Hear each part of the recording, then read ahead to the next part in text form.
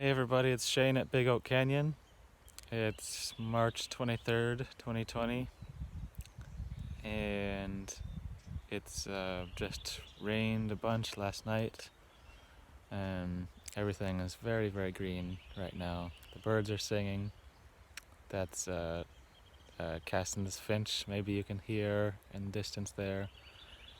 Um, and I'm standing here in the orchard. We've got a pear tree and apple tree over there, and got some little cherry trees, I think, over here. Um, and they do produce flowers, but not fruit. So I'm thinking what it is a rootstock that maybe used to have fruit on it and mostly died off, and then the rootstock sprouted up again. And since it doesn't produce any fruit, I'm going to try grafting. I'm going to attempt some bark grafting at least.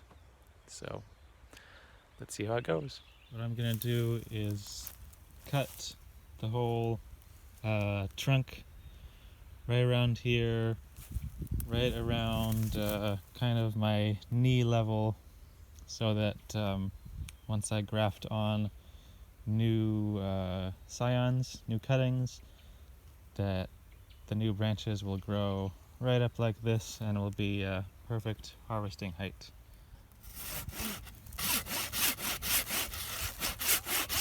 So I've got a nice clean cut with my Japanese pole saw here, and the next step is to make a little cut. So I'm gonna put two cuttings in, one over here and another over here. So I'm just going to cut a little slice down the bark and try to open that up a little bit.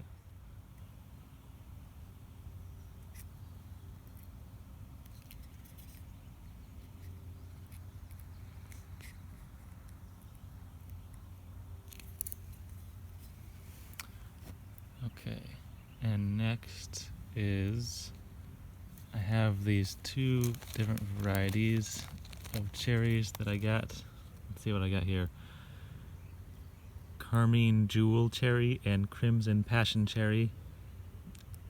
I just chose them because they sounded cool. I don't know exactly what the fruit is going to look like anyway. What I'm going to do is start with the tip by just making a kind of a tongue shape, which is just cutting on one side like that and the other side like that, making two bevels.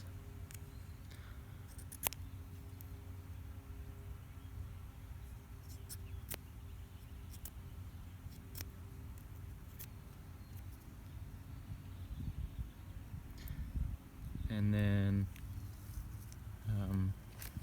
I'm gonna leave a couple of buds on this one and cut it right there. And then I'm gonna take this and insert it in the little cut that I made right here.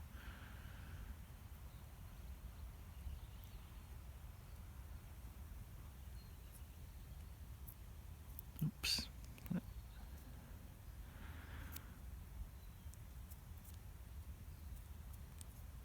All right, and so that cambium, that's that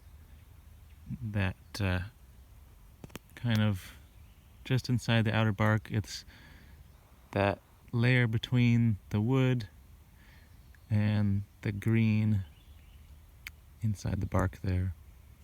That has to line up with the cambium of the tree that you're inserting it into.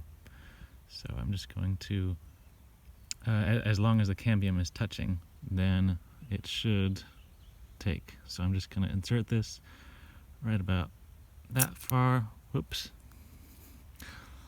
that was a little too far. Crack the bark a little bit over here.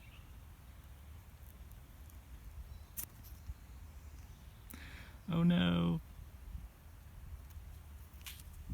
Okay. I hope that still works. And then the next step I'm going to take here is I've got some grafting wax right here. Some, let's see, it's called tree coat grafting wax. I think it's made of petroleum, which is a bummer, but it works. So, and then you have to get oil on your fingers first so the grafting wax doesn't stick to your fingers. And I'll just get a little bit of this on my finger. There's different ways to seal up the cut here, but the grafting wax is one way, tape is another. There's grafting tape. I'm just going to make sure to get the entire crack and everything that I exposed sealed.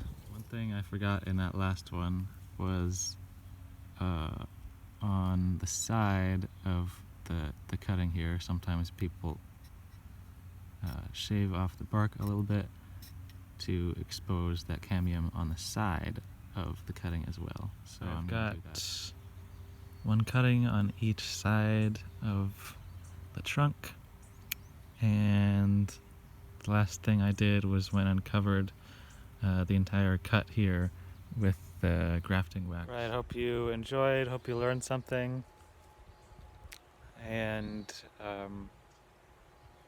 yeah, I think it's going to be increasingly apparent that we need to grow more of our own food locally. This whole orchard, we plan to make a whole terrace system so that we can